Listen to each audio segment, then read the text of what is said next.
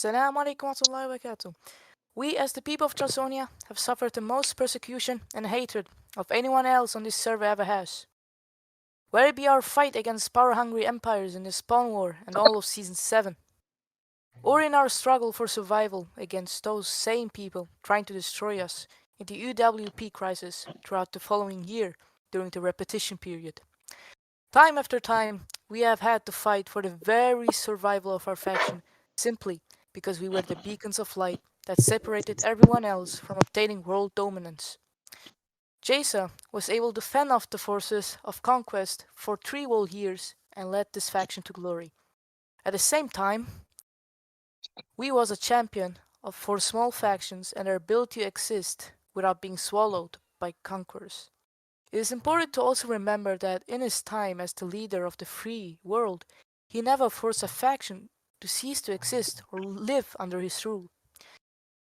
He extended as much mercy as was possible, even to those who fought tirelessly to destroy him and the community and nation that he created. Even through the hardships of constant betrayal and backstabbing from those that he had carried along the way, he still did not waver in his cause. Even when he had firm control over the world that could not be challenged, he still pushed for new factions to be created rather than Charlesonia growing. He set a high bar for the leader of the world, and we believe that the example he set must be followed by anyone who wants the title. And that is why we are here today. Following in his footsteps, we will not be destroying Lopad or Dankes.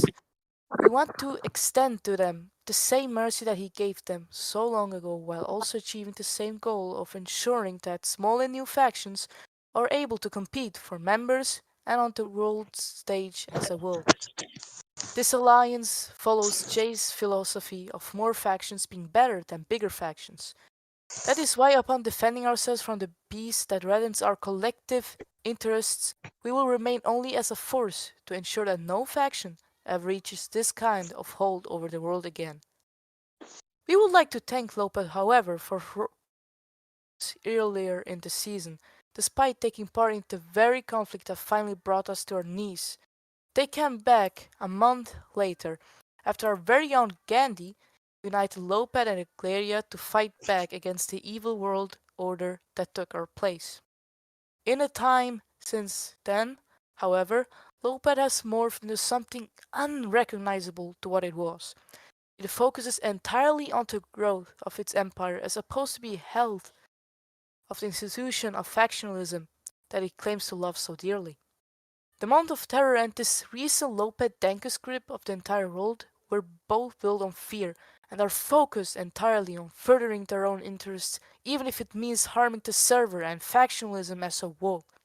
This goes to show that this server has only ever been stable under a faction that is more interested in the furthering of the server as opposed to their own faction, and the only example of that so far has been the Great Charlesonia. Now it is time for us to rise from the ashes of the old world and take back the server from the iron grip of this beast who holds you all hostage. Our Charles forever,